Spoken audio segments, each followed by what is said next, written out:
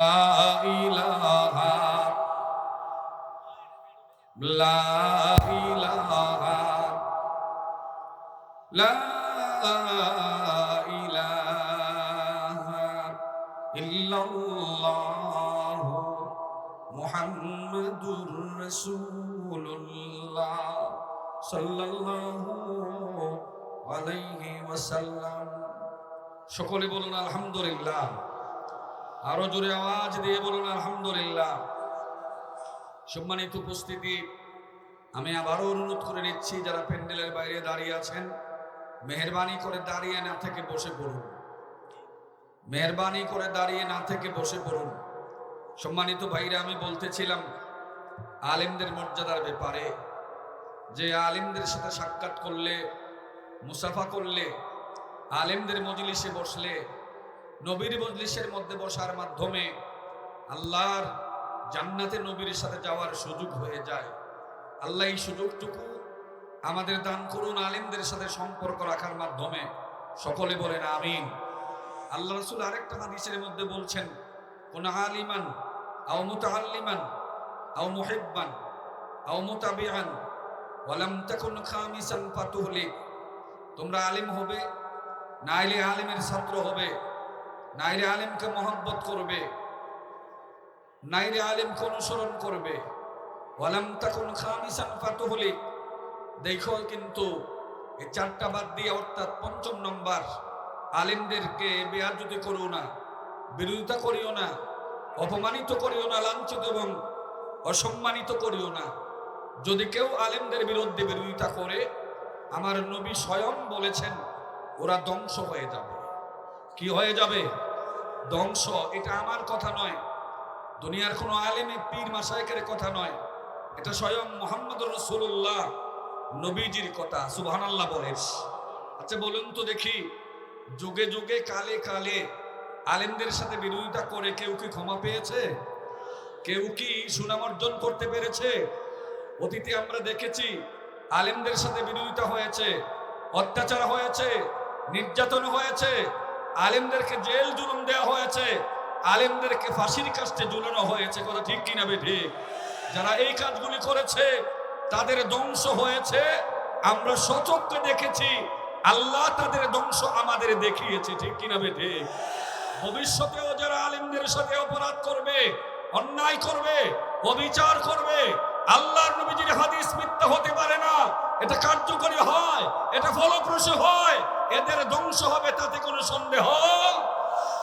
কথা ঠিক কিনা বেঠিক?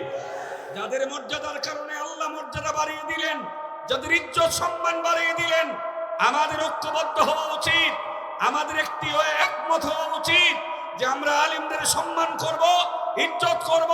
তারা কোরআন হাদিসের যেই কথাগুলি আমাদের উদ্দেশ্যে বলে, এই কথাগুলি আমরা পালন করব ইনশাআল্লাহ। ঠিক কিনা? আমরা আলেমদের সম্মানের পক্ষে আছি না নাই? আলেমদের ইজ্জতের পক্ষে আছি না নাই? কারা কারা আছেন হাত উঠায় দেখা দেন।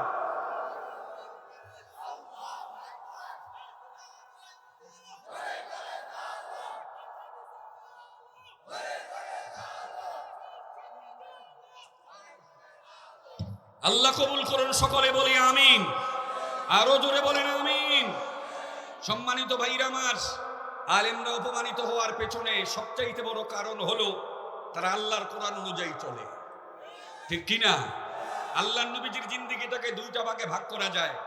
একটা হলো নবুয়তের আগের জিন্দেগি, আর একটা হলো নবুয়তের পরের জিন্দেগি। নবুয়তের আগের জিন্দেগির বয়সটা বেশি ছিল, নবুয়তের পরের জিন্দেগির বয়সটা কম ছিল। নবুয়তের আগের জিন্দেগিটা ছিল 40 বছর, আর নবুয়তের পরের জিন্দেগির বয়সটা ছিল 23 বছর। এই মোট মিলে হয়েছিল কত বছর? 63 বছর। এই 40 বছরের জিন্দেগিতে আল্লাহর নবীজির কেউ একটা গালিও দেয় নাই, কোন কাফের নবীজির বিরুদ্ধে ষড়যন্ত্র করে নাই, নবীজিকে হত্যা করার কোন চক্রান্তেও তারা লিপ্ত হয় নাই। বরং নবীজিকে তারা এতই না ভালোবাসতো, নবীজি ছিল তাদের জানের জান, প্রাণের প্রাণ। কথা ঠিক কিনা? জাহিলি যুগের জাহিলি সমাজের লোকেরা একত্রিত হইয়া আল্লাহর নবীজির সুন্দর সুন্দর কিছু উপাধি দিয়েছিল, প্রশংসা জ্ঞাপক কিছু উপাধি দিয়েছিল। এর মধ্যে একটা ছিল আল আমিন। কি ছিল? আল আমিন মানে কি? বিশ্বস্ত, বিশ্বাসী। আরেকটা উপাধি দিয়েছিল আস-সাদিক, তিনি সত্যবাদী। সুবহানাল্লাহ বলেন। তদানীন্তন সময়ে ভাই ভাইয়ে ঝগড়া লেগেছে। জাহিলি সমাজের কোন সর্দার, কোন নেতা এই ঝগড়া মীমাংসা করতে পারে নাই। তাদের নির্বাচিত আল আমিনের কাছে যখন বিচারতে এসেছে, তিনি সাথে সাথে তা মীমাংসা করতে সক্ষম হয়েছিলেন। সুবহানাল্লাহ। স্বামী স্ত্রী ঝগড়া লেগেছে, কেউ মিটাতে পারে নাই, মীমাংসা করতে পারে নাই, আল আমিনের কাছে এই দায়িত্ব গেছে, তিনি সাথে সাথে তা মীমাংসা করে দিয়েছেন। সুবহানাল্লাহ। দেখা গেছে যে বংশে বংশে, এলাকায় এলাকায়, গোত্রে গোত্রে ঝগড়া লেগেছে, মান সম্মানের জন্য নিজেরাই ঝগড়া মিটায় নাই, সমাধান করে নাই, সমস্যার সমাধান হয় নাই। কিন্তু আল আমিনের কাছে এই দায়িত্ব গিয়েছে, মানে কিছুদিনের ব্যবধানে আল্লাহর মেহেরবানিতে এই ঝগড়া শেষ হয়ে তারা ভাতৃত্বের বন্ধনে আবদ্ধ হয়েছে। ঠিক কিনা? তদানীন্তন সময়ে ব্যাংকের কোনো ব্যবস্থা ছিল না। মানুষের যদি টাকা পয়সা বেশি হয়ে গেছে, টাকাগুলি চুরি হওয়ার সম্ভাবনা দেখা দিলে পরে লোকগুলি তাদের টাকাগুলি জমা রাখার ব্যাংকের নাম ছিল আল আমিন।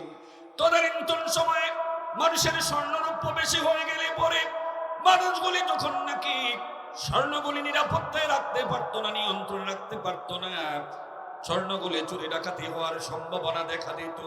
এই স্বর্ণগুলি ব্যাংকের মধ্যে না রাখতে পারলেও তাদের স্বর্ণরূপাগুলি জমা রাখার ব্যাংকের নাম ছিল আস-সাদিক।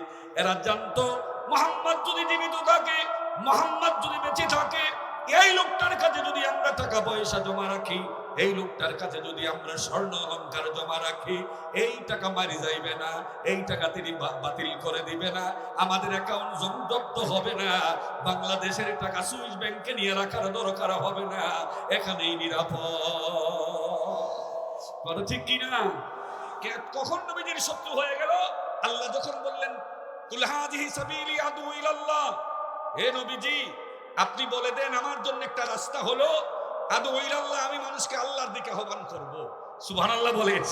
এটা নবুয়তের এক নম্বর দায়িত্ব, যে মানুষকে আল্লাহর পথে আহ্বান করা। ওমান আহসানু কাওলাম মিম্মান দাআ ইলাল্লাহি ওয়া আমিলা সালিহা ওয়া ক্বালা ইন্নানি মিনাল মুসলিমিন। আমার আল্লাহ বলছেন তার কথার চাইতে আর কার কথা অতি উত্তম হতে পারে, যে মানুষকে আল্লাহর দিকে আহ্বান করে, নেক আমল করে, ওয়া ক্বালা ইন্নানি মিনাল মুসলিমিন, দুইটা কাজ করার পরে বলতে পারে নিশ্চয়ই আমি একজন মুসলমান। সুবহানাল্লাহ বলেন। নবুয়তের দায়িত্বগুলির মধ্যে এক নম্বর দায়িত্ব হলো আল্লাহর দিকে মানুষকে আহ্বান করা। আল্লাহর দিকে ডাকা মানে কোরআনের দিকে ডাকা, ইসলামের দিকে ডাকা, ঈমানের পথে ডাকা। নবীজি যখন এই দায়িত্বটা পালন করার জন্য আল্লাহর ঘোষণা অনুযায়ী বললেন কুল হাযিহি সাবিলি আদউ ইলাল্লাহ, হে রাসূল আপনি বলে দেন এটাই আমার জন্য রাস্তা, এটাই আমার জন্য উত্তম পথ, আমি মানুষকে আল্লাহর দিকে আহ্বান করব। আল্লাহু আকবার বলেন। তিনি আহ্বানটা কিভাবে করেছিলেন?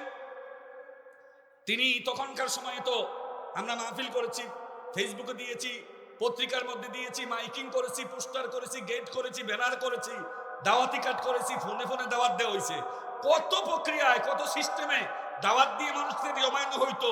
কিন্তু তখনকার সময় এই ধরনের কোনো ব্যবস্থাপনা ছিল না। পাহাড়ের উপরে দাঁড়াইয়া মানুষগুলি ঘন্টা ধরে বাজায় দিত। ঘন্টা বাজাইলেই মানুষ মনে করতো এখানে মনে কোনো সভার আহ্বান করা হয়েছে, জনসভার আয়োজন করা হয়েছে। আল্লাহর নবীজির পক্ষ থেকে এই ধরনের ঘন্টা ধরে বাজায় যখন নাকি ডাকানো হলো, লোকের একজনে আরেকজনে জিজ্ঞেস করতেছে ভাই এখানে কি হয়েছে, মেলকে ডাকাইছে, সবাকে আহ্বান করছে, তো জানো না আমাদের যিনি আল আমিন, আমাদের যিনি আস-সাদিক, ওই বিশ্বস্ত বন্ধুটা আমাদের ডাকছে। সুবহানাল্লাহ বলেন।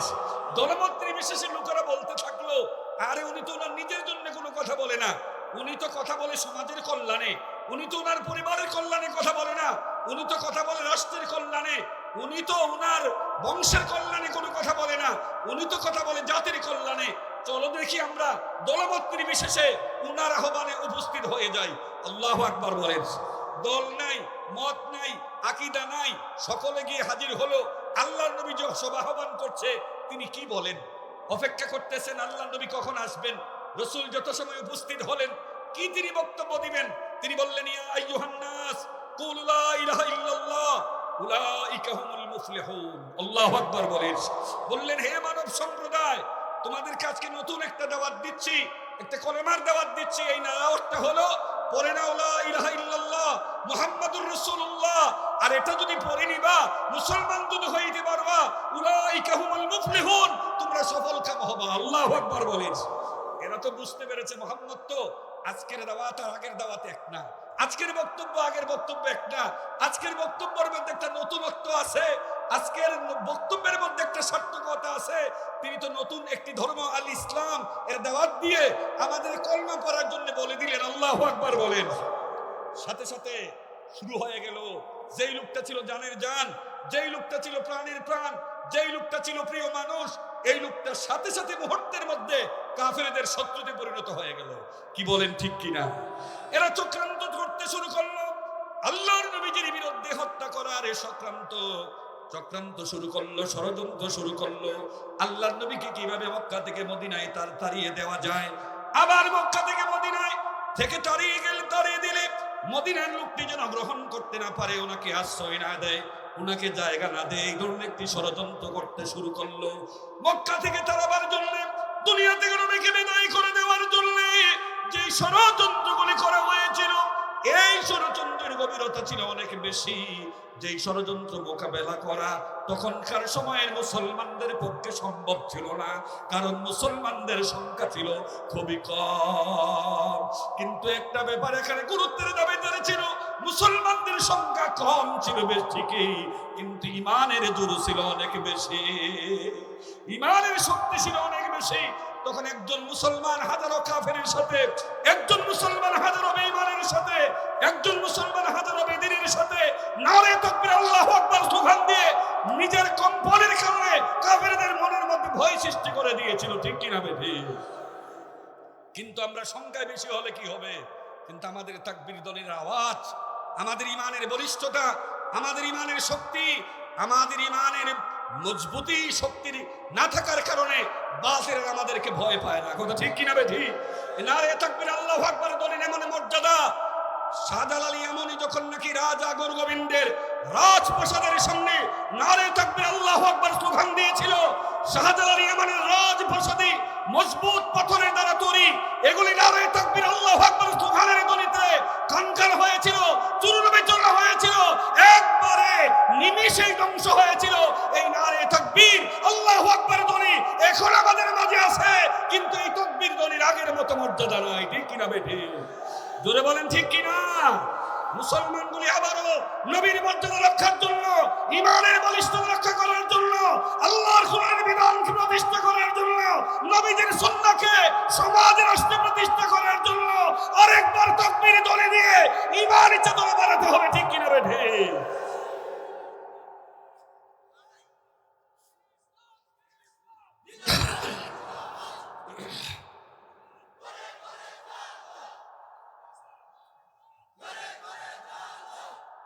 সম্মানিত ভাইরা আমার, অত্যাচার যখন রাসূলের উপরে শুরু হলো, তিনি মক্কায় থাকতে পারেন নাই। পেরেছেন থাকতে? তবে হ্যাঁ, ইচ্ছা করলে পারতেন। তিনি কার হুকুমে মক্কা থেকে মদিনায় গিয়েছেন? আল্লাহু আকবার বলেন। কেউ যদি মনে করে কাফেরদের ভয়ে নবীজি মক্কা থেকে মদিনায় চলে গিয়েছেন, এটা ভুল হবে। রাসূলের সম্মানের লাঘব হবে, রাসূলের মর্যাদা হানি হবে। কথা ঠিক কিনা বেঠিক? কারণ অত্যাচার করে রাসূলকে কেউ স্তব্ধ করতে পারে নাই, অত্যাচার করে রাসূলকে কেউ ভয় দেখাতে পারে নাই, অত্যাচার করে রাসূলের সাহাবাদের অন্তরের মধ্যে ভীতি সৃষ্টি করতে পারে নাই। আল্লাহর হুকুম আসার আগ পর্যন্ত নবীজি মক্কা থেকে মদিনা যাওয়ার সিদ্ধান্ত নেয় নাই। কথা ঠিক কিনা বেঠিক? নবীজি মক্কা থেকে মদিনা যাওয়ার সিদ্ধান্ত নিয়েছেন আল্লাহর নির্দেশে, আল্লাহর হুকুমে। আর আল্লাহ একটা হুকুম দিয়েছিলেন, এই জন্য আল্লাহর ইচ্ছা ছিল আমার নবীজির মাধ্যমে বাংলাদেশ নয় গোটা বিশ্বের মধ্যে একটি ইসলামী রাষ্ট্র প্রতিষ্ঠা করবেন, যা হবে গোটা বিশ্বের কিয়ামতের আগ পর্যন্ত সকল মুসলমানের একটা উদাহরণ। কথা ঠিক কিনা বেঠিক? এই উদাহরণ আমরা দেই না। এইটা উদাহরণ সৃষ্টি করার জন্য আল্লাহ এই কাজটা করেছিলেন। সুবহানাল্লাহ বলেন, আল্লাহু আকবার বলেন। আল্লাহ নবী তায়েফের জমিনে মার খাইলেন, ভাবলেন শাকিল গোত্রের লোকেরা আমার আত্মীয়, এদের কাছে যদি আমি যাই এরা আমারে সমীহ করতে পারে, অত্যাচার নাও করতে পারে, আমারে বাধা নাও দিতে পারে। আত্মীয়তার কারণে লোকগুলি আমারে ভালোবেসে আমার দাওয়াতটা গ্রহণ করতে পারে। কিন্তু আল কুফরু মিল্লাতুন ওয়াহিদা, কাফেররা একটি সূত্রে গাঁথা একটি দলে আবদ্ধ থাকে। এরা নবীজির সাথে সাক্ষাৎ করে নাই, মোকাবেলা করতে করে নাই, ফেস করে নাই, কিন্তু ছোট্ট ছোট্ট বাচ্চাগুলিকে লেলিয়ে দিয়েছিল, যাও এটা পাগল, আমাদের সমাজ থেকে তাড়িয়ে দাও, এরা আমরা পছন্দ করি না। ছোট্ট বাচ্চাগুলি আবার নবীর চিনি নাই, ছোট্ট বাচ্চাগুলি আবার নবীর মর্যাদা বুঝে নাই, ছোট্ট বাচ্চাগুলি আবার নবীর ইজ্জত সম্মান বুঝতে পারে নাই। এরা নবীকে পাথর মেরে রক্তে রঞ্জিত করে দুনিয়া থেকে বিদায় করে দেওয়ার চেষ্টা করেছিল। হেফাজত করেছে কে? জোরে বলেন কে? আল্লাহর নবী কাবার চতুর্দিকে তাওয়াফ করতেছেন, কাফেরগুলো সিদ্ধান্ত নিল রাসূলকে হত্যা করে ফেলবেন, রাসূলকে দুনিয়া থেকে বিদায় করে ফেলবেন, আক্রমণ করবেন। নবীজি বুঝতে পারার পরে আল্লাহর নবীজি বুঝলেন আমার কোনো আত্মীয় নাই, আমার বংশের কোনো লোক নাই, আমার কোনো কর্মী বাহিনী নাই আমার পক্ষে লাঠি নিয়ে আমারে বাঁচাইতে পারে। নিজে মাটির মধ্যে সেজদায় লুটিয়ে পড়লেন আল্লাহর কুদরতি পাগুলের মধ্যে। এরপর কাফেরগুলো আমার নবীর শির মুবারকের মধ্যে উটের নারী বুড়িগুলি চাপায়া দিল। ভাবলো উনি মনে হয় আর মাথা উঠাইতে পারবে না, বেঁচেও থাকতে পারবে না। আল্লাহু আকবার বলেন। কিন্তু এই কঠিন বিপদে মুহূর্তে রক্ষা করার দায়িত্ব নিয়েছে কে? জোরে বলেন কে? আল্লাহর সন্তুষ্টির জন্য, কোরআনের মহব্বতে, আল্লাহর দ্বীনকে জমিনের প্রতিষ্ঠিত করার জন্য আজও যদি কোনো মুসলমান আল্লাহর কুদরতি পাগুলের মধ্যে সেজদা দিয়ে শুয়ে যায়, আল্লাহ হেফাজত করবে, ঠিক কিনা বেঠে? আল্লাহর নবী যে মদিনায় গেলেন, যাওয়ার পরেও তিনি নিস্তরে থাকতে পারেন নাই, সুখে থাকতে পারে নাই, শান্তিতে ঘুমাতে পারে নাই। অসংখ্য যুদ্ধে তিনি অংশগ্রহণ করেছিলেন, অসংখ্য যুদ্ধের সেনাপতির দায়িত্ব আমার নবী পালন করতে হয়েছে। এমনকি আমার নবীজি অনেক সাহাবাদেরকে হারিয়েছেন। অনেক কষ্ট এবং নির্যাতনের পরে রব্বুল আলামিন আল্লাহর নবীর মুখে হাসি ফোটাবার জন্য দুনিয়ার মানুষের মধ্যে একটি উদাহরণ এবং নজির স্থাপনের জন্য নবীজিকে একটা সফলতা দিয়েছিলেন, একটি সফলতা দিয়েছিলেন। এই সফলতা হলো আল্লাহর নবীর মাধ্যমে, ইসলামের মাধ্যমে, কোরআনের মাধ্যমে মদিনায় একটি ইসলামী রাষ্ট্র কায়েম হয়েছিল। সুবহানাল্লাহ বলেন। কি কায়েম হয়েছিল? ইসলামী একটা রাষ্ট্র কায়েম হয়েছিল। আর দলমত নির্বিশেষে, দলমত নির্বিশেষে সকলের সিদ্ধান্ত ক্রমে এই মদিনার ইসলামী রাষ্ট্রের প্রেসিডেন্ট হয়েছিলেন আমার নবী, আপনার নবী মুহাম্মদুর রাসূলুল্লাহ সাল্লাল্লাহু আলাইহি ওয়াসাল্লাম। আল্লাহু আকবার বলেন। মদিনা রাষ্ট্রের প্রেসিডেন্ট কে হয়েছিলেন? আমাদের নবী মুহাম্মদুর রাসূলুল্লাহ সাল্লাল্লাহু আলাইহি ওয়াসাল্লাম। আল্লাহু আকবার বলতেন না? তিনি মদিনা রাষ্ট্রের প্রেসিডেন্ট হওয়ার পরে তিনি এত সুন্দর করে মদিনাকে সাজিয়েছিলেন, এত সুন্দর করে মদিনাকে গঠন করেছিলেন যে এটা ছিল স্বর্ণ একটি স্বর্গরাজ্য। সুবহানাল্লাহ বলতেন না?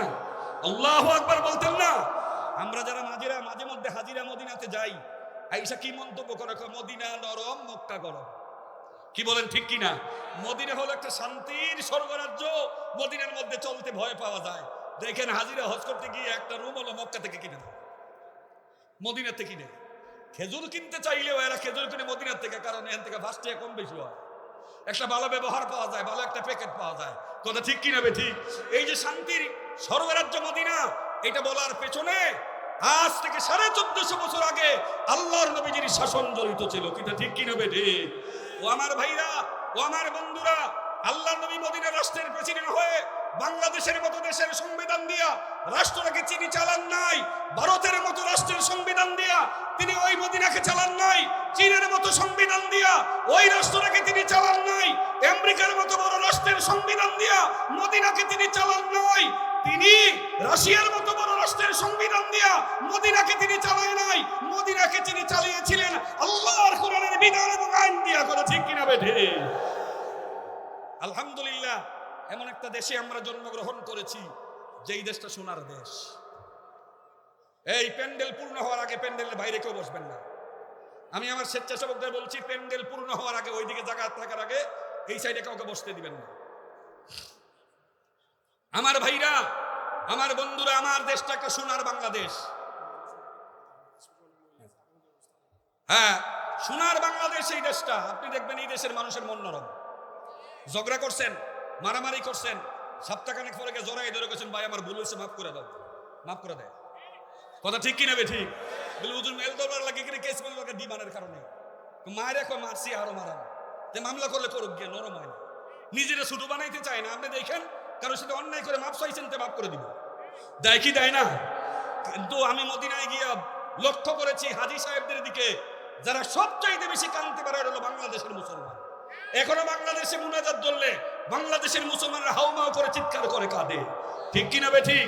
এই দেশের মাটি যেমন নরম উর্বর, এই দেশের মানুষের মন নরম এবং উর্বর। এই দেশের মানুষের কাছে কোরআনের কথা বললে কথাগুলি শুনে। বাংলাদেশে যে এই পরিমাণে মাহফিল হয়, বিশ্বের অন্য কোনো দেশে এই পরিমাণে মাহফিল হয় না। বাংলাদেশে যে এই পরিমাণে মাহফিলে টাকা খরচ হয়, বিশ্বের অন্য কোনো দেশে এই পরিমাণে টাকা খরচ হয় না। বাংলাদেশের মাহফিলগুলিতে, মসজিদগুলিতে মানুষ যেই পরিমাণে টাকা পয়সা দান করে, অন্য কোনো দেশে এই পরিমাণে দান করে না। তবে হ্যাঁ, একটা কথা আছে, ওই দেশগুলিতে মসজিদ হয় সরকারি টাকা, কথা ঠিক কিনা বে ঠিক? আমাদের দেশে সরকার মসজিদে তাকায়ও না, ঠিক কিনা বে ঠিক? আবার মসজিদের বিরুদ্ধে ষড়যন্ত্র করে, করে কি করে না? আবার মসজিদ ইমামের বিরুদ্ধেও ষড়যন্ত্র করে, করে কি করে না? সুদখোররা ঘুষখোররা মসজিদের সভাপতি হইতো আইয়া আসে কি বেঁচে, ঠিক কিনা?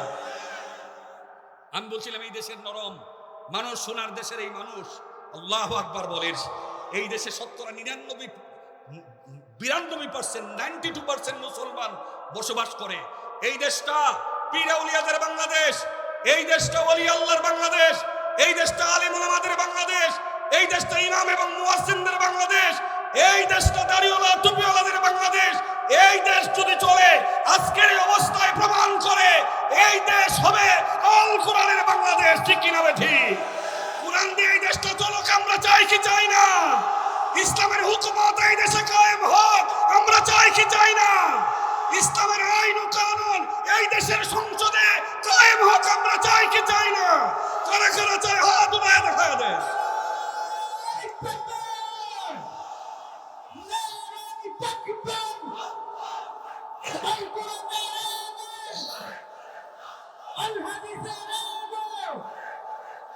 ইসলামের শত্রুরা, মুশরিকের শয়তান, দুনিয়ার মুসলিম, এক হও, এক হও, নারায়ে তাকবীর।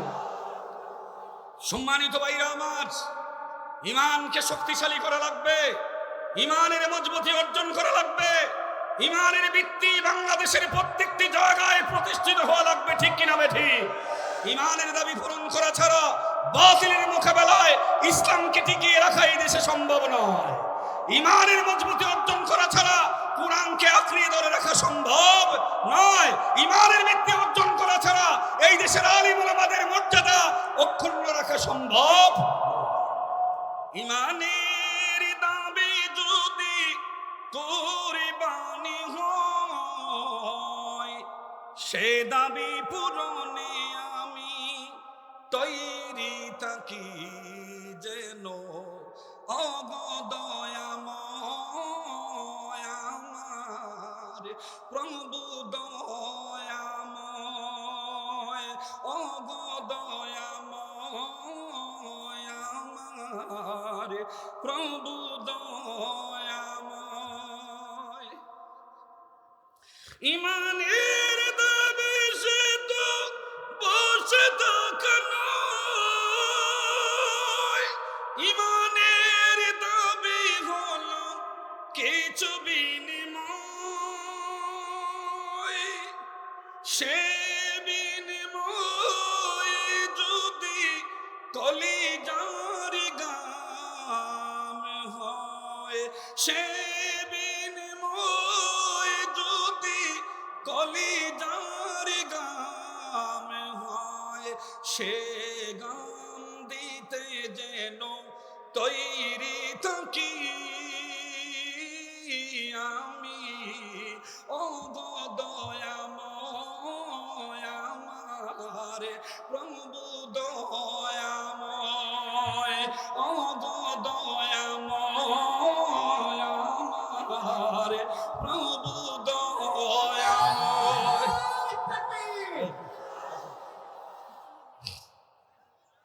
বসেন, আপনারা বসেন।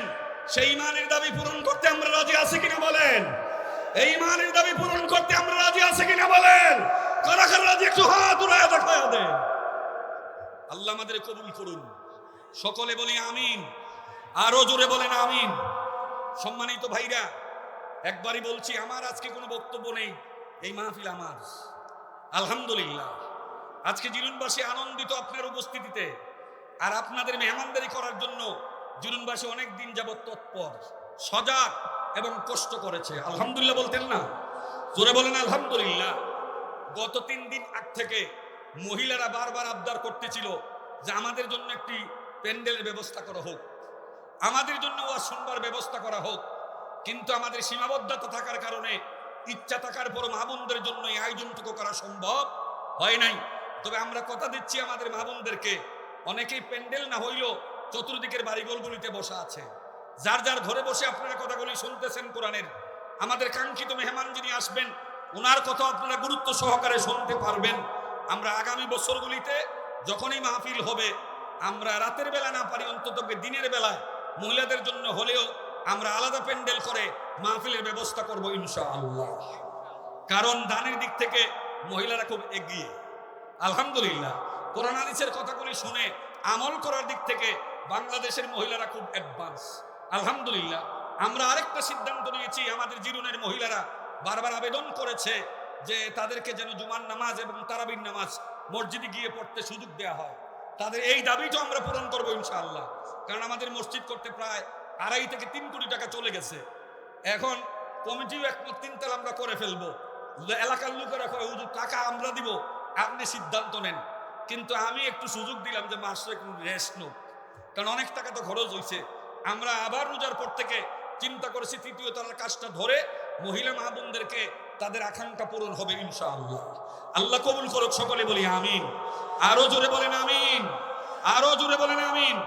সম্মানিত ভাইরা আমার, আমি বলছিলাম আপনাদেরকে যে কেউ দাঁড়িয়ে যেন না থাকেন। কিন্তু আমার অনুরোধটা অনেকেই শুনেছেন, অনেকেই শুনেন নাই। দাঁড়ায় থেকে খুব মজা পাইতেছেন।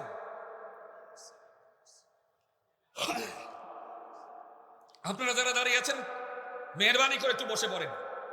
আমাদের স্বেচ্ছাসেবক যারা আছে, আমি তাদেরকে বলবো আপনারা তাদেরকে বসায়া দেন। অনেক চাটাই এখনো আছে যা বিছানো হয় নাই, এই জন্য হয়তো বা ভাইয়েরা বসতে পারেন নাই। তাদেরকে আপনি বসাবার একটু সুযোগ করে দেন। চাটাইগুলি বিছাইয়া দেন। দক্ষিণ দিকে, পূর্ব দিকে ওই কর্নারে জায়গা অনেক আছে, আপনারা বসতে পারবেন। আমার কাছে অনুরোধ, আমি আপনাদের কাছে অনুরোধ করি, আপনারা কেউ দাঁড়িয়ে না থাকে বসে পড়ুন। আমরা মাত্র অপেক্ষা করতেছি আমাদের যিনি কাঙ্ক্ষিত মেহমান তিনি আসলে পরেই তিনি স্টেজে চলে আসবেন। কারণ এখানকার পরে আরেকটা মাহফিল ওনার আছে, ইচ্ছা করলেও তিনিও বিলম্ব করতে পারবে না, আমরাও ওনাকে লেট করাইতে পারবো না। সেই জন্য আসা মাত্রই আমি ওদেরকে দিয়ে দিব ইনশাআল্লাহ। তবে আমি জিরুনবাসীকে ধন্যবাদ জানাই যে জিরুনের মানুষের কাছে আজ থেকে 22-23 বছর যাবত যখন আমি যা চাইছি আমার আশা তারা পূরণ করেছে, আলহামদুলিল্লাহ বলিস। তারা এই ব্যাপারে অত্যন্ত উদার, আলেমদেরকে সম্মানে তারা অ্যাক্টিভ এবং এগিয়ে আছে। আর না হইলে জিরুন গ্রামে এতগুলি মসজিদ থাকার পরে কেন্দ্রীয় মসজিদটা এত সুন্দর করে এত ব্যয়বহুল করা সম্ভব ছিল না। এই যে দেখেন, আমরা মাহফিলের প্রস্তুতি নিয়ে গত জুমার আগে যখন আগের জুমায় একটু মাত্র আবদার করেছি, 2-4-10 মিনিটের ব্যবধানে প্রায় 2.5 লক্ষ টাকার বিভিন্ন আইটেম ওরা দান করেছে, আলহামদুলিল্লাহ। আমি খবর নিয়ে দেখেছি যারা ওয়াদা করেছিল স্বেচ্ছায় এসে তারা তাদের দানটা, তাদের ওয়াদাটা আমাদের দিয়া দিয়েছে, আলহামদুলিল্লাহ। অধিকাংশই দিয়া দিছে, হয়তো বা 2-1 জনে ঢাকাতে থাকার কারণে অথবা অন্য জায়গায় থাকার কারণে দিতে পারে নাই। তবে আমি আশাবাদী 1 টাকাও ওয়াদা যা হয়েছে তা বাকি থাকবে না ইনশাআল্লাহ। আমি দোয়া করি তাদের জন্য, আল্লাহ তাদের এই উদারতা, তাদের প্রশস্ত চিত্ততা কবুল করুন, সকলে বলি আমিন। জিরুন গ্রাম অনেক দিক থেকে একটি ঐতিহ্যবাহী গ্রাম, আল্লাহ যেন এর ঐতিহ্য এবং ইতিহাস এর আলোকে আরো সম্মান মর্যাদা বাড়িয়ে দেয়, সকলে বলেন আমিন, আরো জোরে বলেন আমিন। আজকে আমরা খবর নিয়ে দেখেছি জিরুন গ্রামের অনেক পরিবারে আজকে আয়োজন হয়েছে মেহমানদের, অনেক জায়গা থেকে মেহমান এসেছেন ওনারা।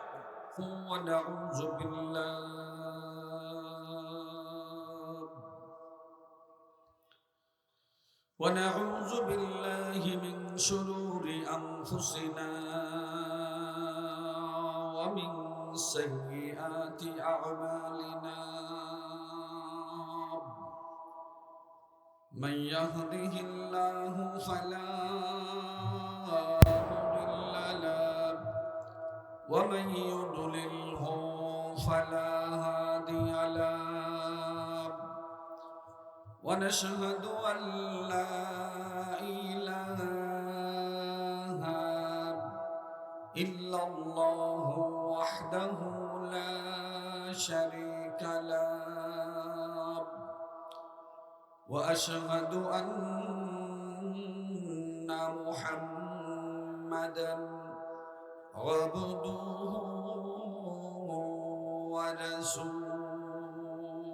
ورسوله أرسله بالحق بشيرا ونذيرا وداعيا إلى الله بإذنه وسراجا منيرا قال الله تعالى في كلامه المجيد وفي فرقانه الحميد أعوذ بالله من الشيطان الرجيم بسم الله الرحمن الرحيم يا أيها الذين آمنوا اتقوا الله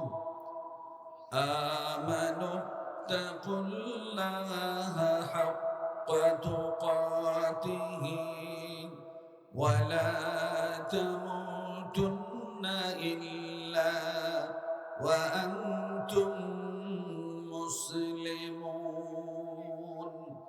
إن الله وملائكته يصلون على النبي يا أيها الذين آمنوا صلوا عليه وسلموا تسليما اللهم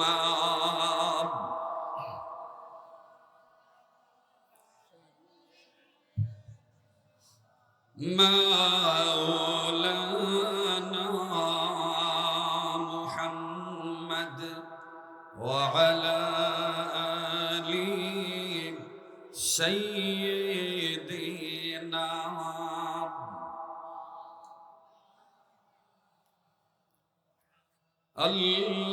اللهم صل على سيدنا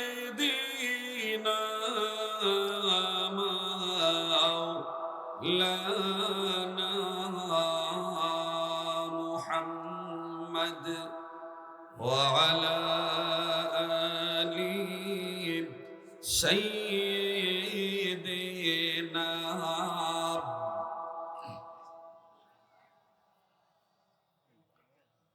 মা বাবা যাদের কবরেতে আছে মাবুদ শুইয়া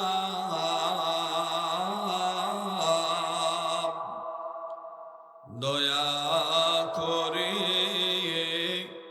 জান্নাতের দ্বার দাও গো আল্লাহ খুলিয়া আল্লাহ হুম্মা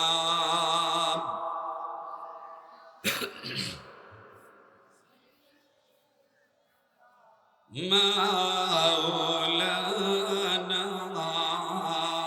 محمد وعلى آل سيدنا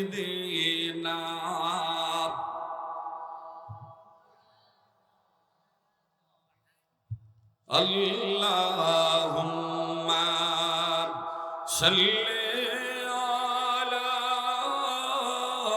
سيدنا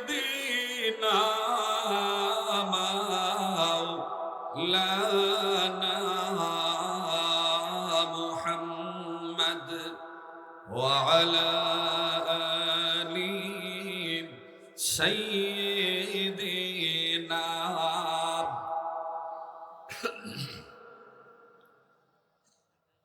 بلغ العلا بكماله كشف الدجى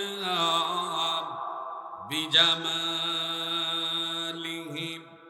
حسنت جميع خصاله صلوا عليه كنز الكرم مولى النعم هادي الأمم لشريعته بلغ العلا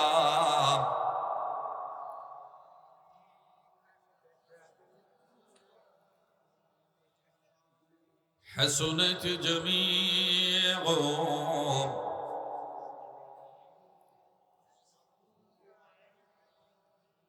اللهم ربي صل وسلم وبارك عليه اللهم آمين ربنا ظلمنا أنفسنا وإن لم تغفر لنا وترحمنا لنكونن من الخاسرين ربنا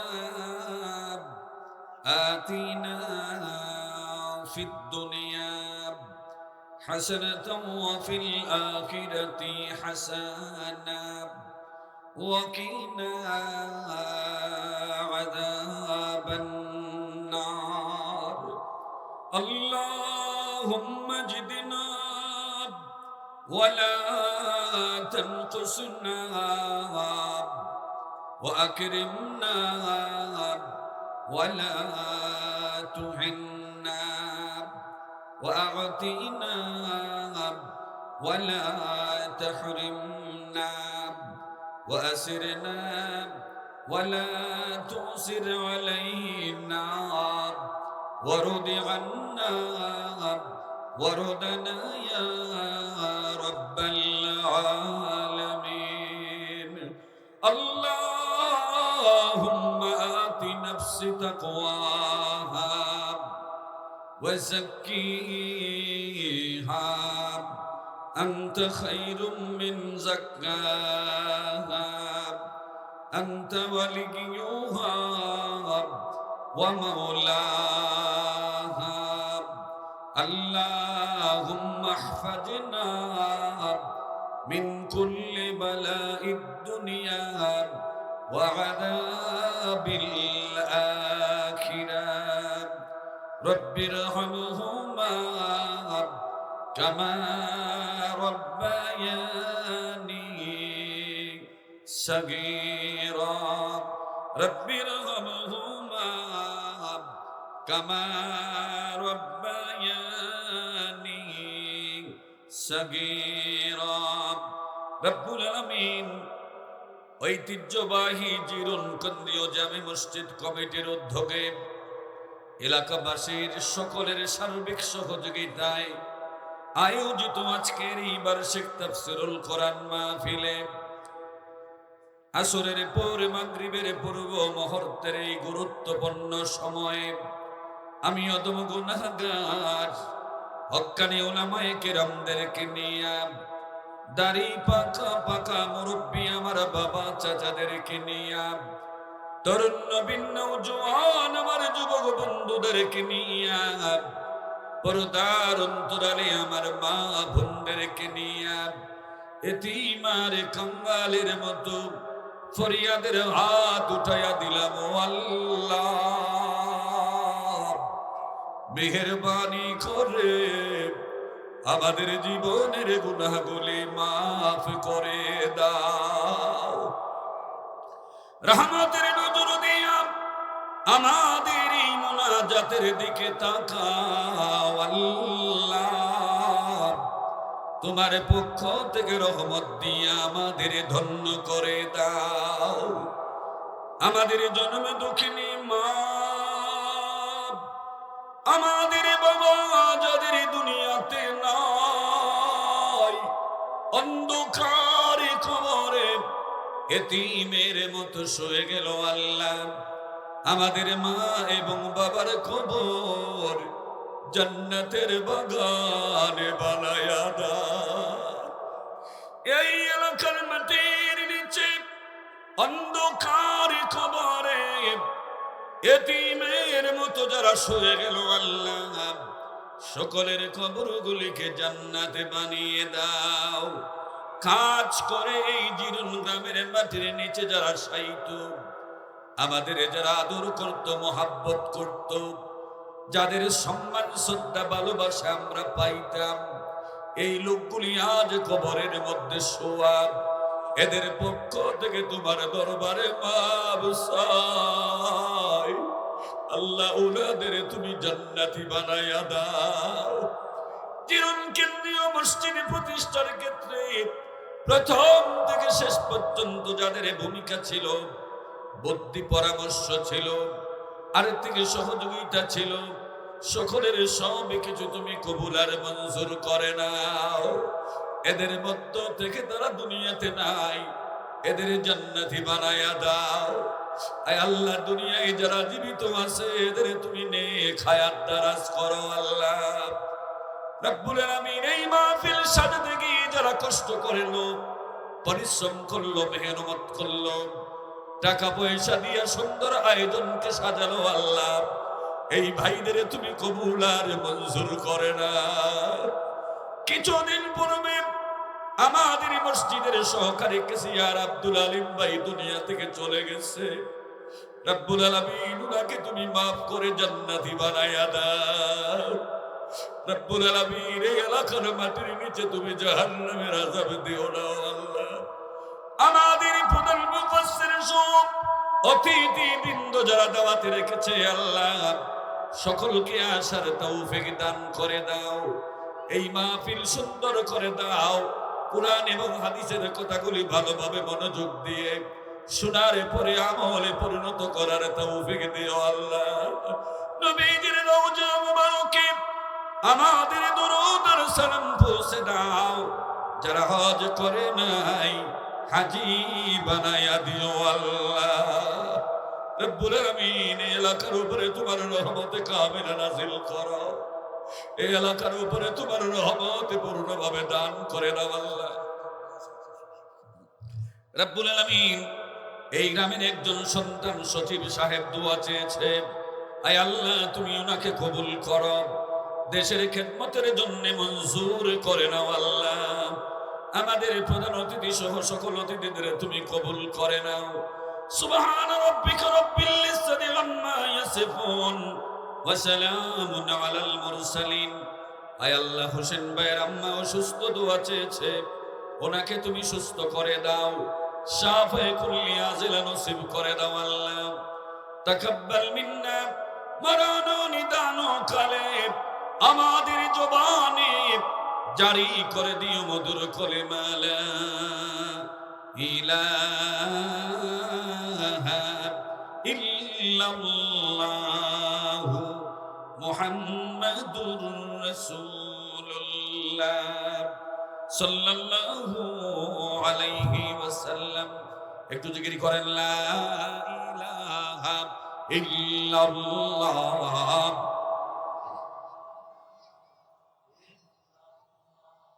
লা ইলাহা লা ইলাহা লা ইলাহা জোরে লা ইলাহা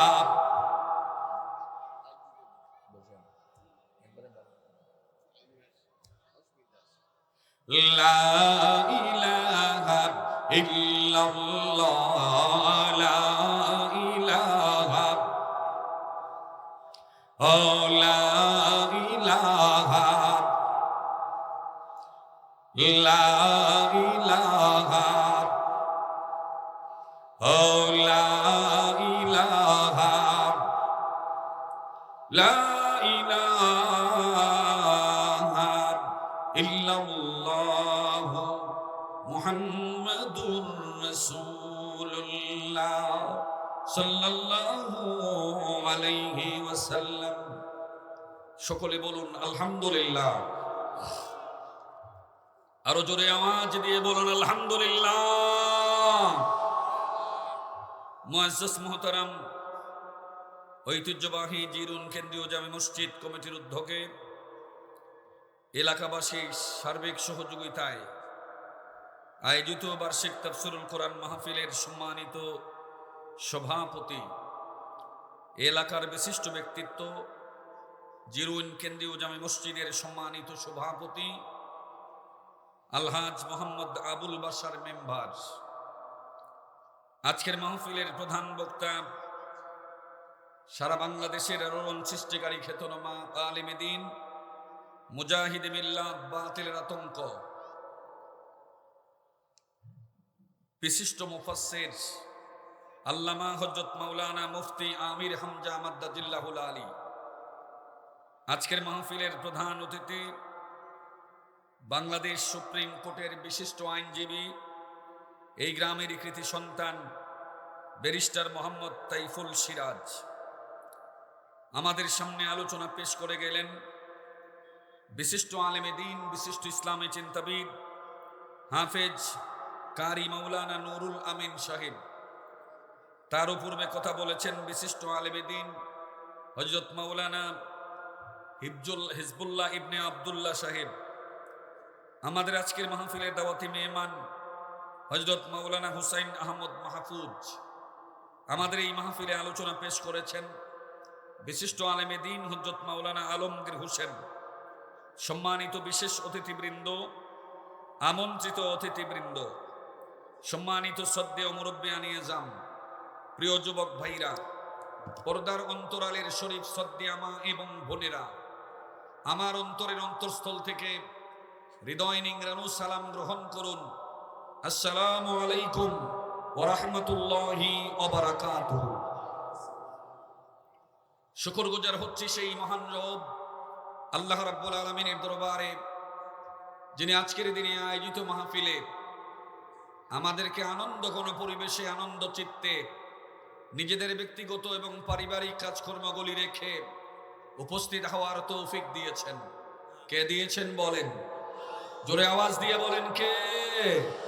সে আল্লাহ পাকের দরবারে অবনত মস্তকে আন্তরিকভাবে বিনয়ের সাথে শুকরিয়া আদায় করছি, যার কণ্ঠে যতটুকু আওয়াজ আছে, শক্তি আছে, সবটুকুন শক্তি উচ্চ করে দিয়ে বলছি আলহামদুলিল্লাহ।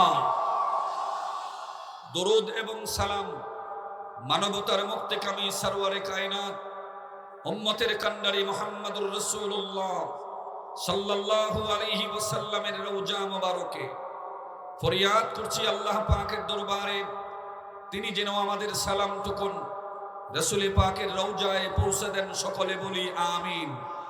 মাগফিরাত কামনা করছি আমাদের আপনজনদের জন্য, আজকে যারা অন্ধকার কবরে, বিশেষ করে আমাদের আব্বা এবং আম্মা যাদের দুনিয়াতে নেই, অন্ধকার কবরে চলে গেলেন, আল্লাহ যেন তাদেরকে জান্নাতি হিসাবে কবুল করে। আমিন বলেন।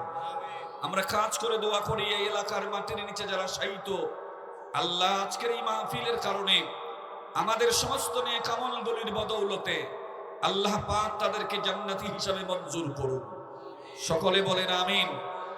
আজকের এই বড় আয়োজন, বিশাল এই আয়োজন, আনন্দঘন এই পরিবেশ, আমাদের এই এলাকার মাঝে আজকে মানুষের মাঝে একটি আনন্দের জোয়ার, একটাই মাত্র কারণ, আমাদের মসজিদের মাহফিল অন্যান্য বছরের চাইতে এবার একটু ব্যতিক্রম। আমরা একজন কাঙ্ক্ষিত মেহমান, একজন আলেমকে দাওয়াত দিয়েছি। আলহামদুলিল্লাহ, তিনি মাগরিবের পরে আমাদের সামনে উপস্থিত হবেন এবং আলোচনা করবেন ইনশাআল্লাহ। এর আগ পর্যন্ত আমরা একসাথে বসে কিছু মত বিনিময় করব। এজন্য আমি অনুরোধ করে নিচ্ছি, মাহফিলের আদব হলো বসে বসে কথাগুলি শোনা। যারা দাঁড়িয়ে আছেন আমি অনুরোধ করব, আহ্বান করব, দাঁড়িয়ে না থেকে প্যান্ডেলের ভিতরে এসে বসে যান। আমরা একত্রেই এখানে মাগরিবের সালাত আদায় করব ইনশাআল্লাহ। আমরা আমাদের কাঙ্ক্ষিত মেহমানের জন্য অপেক্ষা করতে থাকব। তিনি যখনই আসবেন তখনই আমরা ওনাকে মঞ্চে নিয়ে আসব, তিনি আমাদের সামনে আলোচনা পেশ করবেন ইনশাআল্লাহ। তিনি এখন আমাদের কুমিল্লাতেই আছেন, আমাদের পাশাপাশি আছেন। আসবেন না এই ধরনের কোনো দুশ্চিন্তা এবং টেনশন আমাদের মাঝে নেই। আমরা আল্লাহর কাছে দোয়া করি, আল্লাহ ওনাকে যথাসময়ে উপস্থিত হওয়ার তৌফিক দান করুন, সকলে বলি আমিন। ওনাকে সুস্থতা দান করুন, সকলে বলি আমিন। সম্মানিত ভাইরা, এই ধরনের আলেমরা যদি উপস্থিত হয় এলাকা সম্মানিত হয়ে যায়, এলাকার মর্যাদা বেড়ে যায়, এলাকার গৌরব হয়। সুবহানাল্লাহ বলিস। আকাইদে নসফিয়ার মধ্যে একটি কথা আছে, ইন্নাল আলিমা আও মুতাআল্লিমা মাররা আলাল কারিয়াতি ইয়ারফাউল্লাহুল আযাবা আন মাকবুরিহি ওয়া তিলকাল কারিয়াতি 40 ইয়াওমা। সুবহানাল্লাহ বলেন। কোন এলাকায় যদি কোনো আলেমের আগমন ঘটে, হক্কানি আলেম হেঁটে যায়, আল্লাহ রাব্বুল আমিন তার আগমনের বরকতে ইচ্ছা করলে এই এলাকার কবরের আযাব 40 দিনের জন্য নাজাত করে দিতে পারে। সুবহানাল্লাহ বলেন, আল্লাহু আকবার বলেন। রাসূল বলছে, মান যারা আলিমান ফাকান্নামা যারানি ওয়া মান সাফা আলিমান ফাকান্নামা সাফাহানি ওয়া মান জালাসা আলিমান ফাকান্নামা জালাসানি ওয়া মান জালাসানি ফিদ দুনিয়া আযদাসাল্লাহু মাই ইয়াউমাল কিয়ামাতি ফিল জান্নাহ। সুবহানাল্লাহ বলেন। নবীজি বলছেন, কেউ যদি কোনো আলেমের সাথে সাক্ষাৎ করে সেজন্য আমি নবীর সাথেই সাক্ষাৎ করব। কেউ যদি কোনো আলেমের সাথে মুসাফা করে সেজন্য আমি নবীর সাথেই মুসাফা করলো। কেউ যদি কোনো আলেমের মজলিসে বসে সেজন্য আমি নবীর মজলিসেই বসলো। আল্লাহু আকবার বলেন। আমরা তো দুনিয়ার কোনো রাজনৈতিক জনসভায় এখন বসে নেই, দুনিয়ার কোনো গান বাজনার আড্ডা এবং আয়োজনে বসা নই। আমরা তো একটা আলেমের মজলিসের মধ্যে বসা আছি। নবীর সাথে জান্নাতে যাওয়ার জন্য যেই ক্রাইটেরিয়াগুলি পূরণ করা দরকার, আমরা এই ক্রাইটেরিয়াগুলি পূরণ করতে চেষ্টা করেছি। আমরা আমাদের নবীর সাথে জান্নাতে যেতে চাই। আল্লাহ কবুল করুক, আমিন বলেন। আমরা জান্নাতে যেতে চাই কি চাই না? নবীর সাথে জান্নাতে যেতে চাই কি চাই না? কারা কারা চাই একটু হাত উঠায় দেখায় দেন।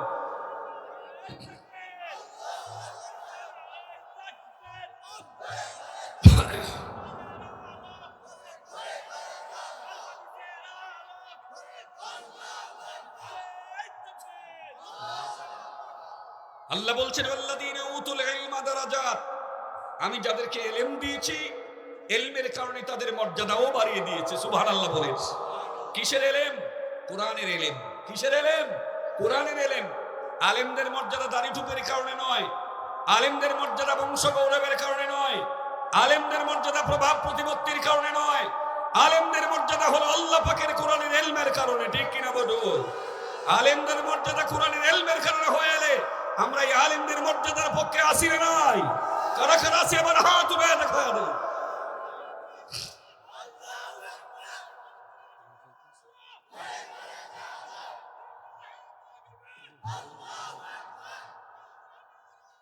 আলহামদুলিল্লাহ।